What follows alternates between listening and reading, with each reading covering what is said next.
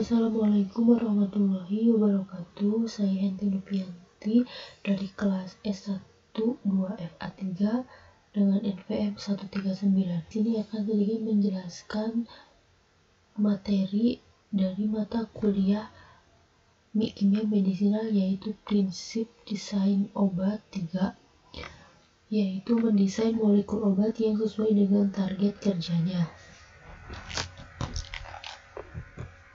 Desain molekul obat dilakukan dengan mendekatkan multi-point method, di mana molekul obat didesain berdasarkan subunit atau biofor. Desain obat merupakan proses yang berulang. Kenapa dikatakan berulang? Karena melalui tahap-tahap desain obat, yaitu ada 5. Yang pertama, desain obat atau identifikasi lead compound. Lead compound yaitu suatu senyawa yang telah diketahui efektivitasnya.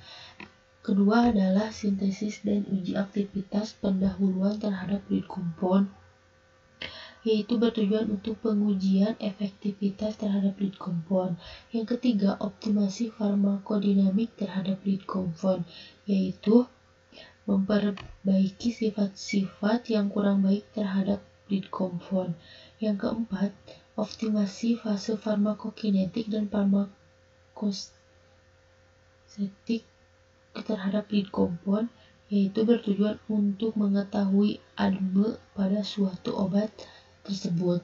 Yang kelima, yaitu uji praklinis dan klinis terhadap analog lead compound yang telah dioptimasi. Nah, uji klinis itu dilakukan pada hewan, sedangkan uji klinis itu dilakukan pada manusia. Identifikasi lead compound. Identifikasi lead compound itu LC mutlak harus ada dalam desain obat. LC mutlak itu apa sih? LC mutlak adalah prototipe dalam desain obat, di mana upaya optimasi difokuskan pada molekul tersebut.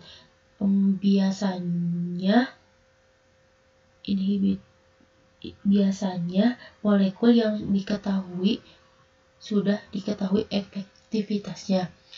Identifikasi LC dapat dilakukan secara kebetulan, sumber eksogen, sumber endogen, terus desain obat, ada sintesis kombinasional dan HTS, dan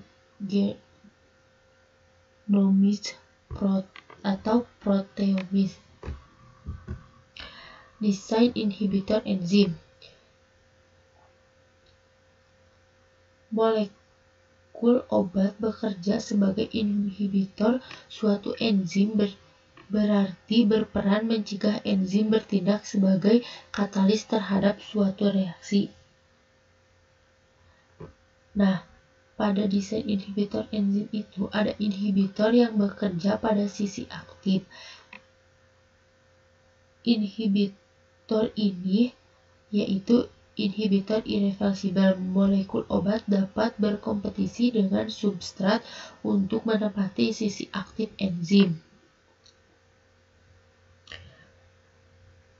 Prinsipnya, jadi dengan adanya obat pada sisi aktif tidak bisa berikatan dengan enzim dan tidak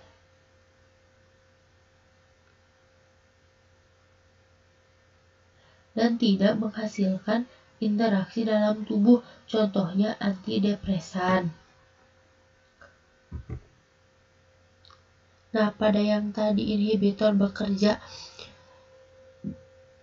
di dalam sisi aktif itu bersifat sementara, dan yang kedua yaitu inhibitor yang bekerja di luar sisi aktif enzim. Inhibitornya yaitu inhibitor irreversibel.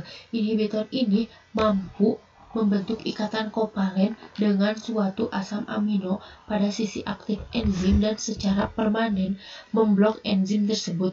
Inhibitor ini biasanya mengandung gugus fungsi elektrofilik dan yang dapat berinteraksi dengan gugus nukleofilik suatu asam amino. Nah, Untuk inhibitor yang bekerja di luar si aktif ini atau inhibitor irreversibel ini bersifat permanen. Kemudian ada mendesain agonis. Syarat mendesain agonis adalah molekul agonis harus mempunyai gugus fungsi yang tepat dengan posisi dan ukuran yang tepat pula. Senyawa dengan struktur yang berbeda namun memiliki gugus fungsi ikatan yang sama terhadap suatu reseptor, maka potensi sebagai ini disebut agonis. Desain agonis. Desain yang selanjutnya adalah desain antagonis. Nah, desain antagonis itu